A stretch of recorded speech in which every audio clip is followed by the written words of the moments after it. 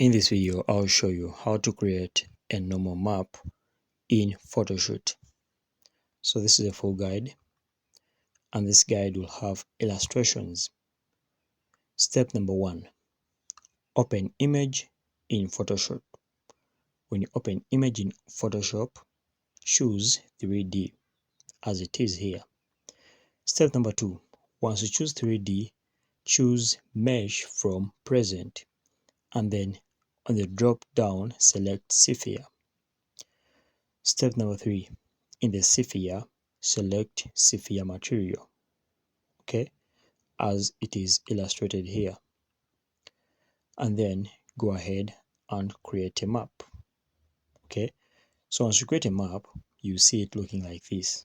Okay, you can give it a color or even a texture. You can even add some bit of blur, just as the image preview can show it to you. Okay, so you can add the blur from here or even anything else, and then you're good to go. You can even choose to edit the texture, and then you go ahead and save. Once you save it, you find it in your computer, and that's how simple it is. Thanks for watching, guys.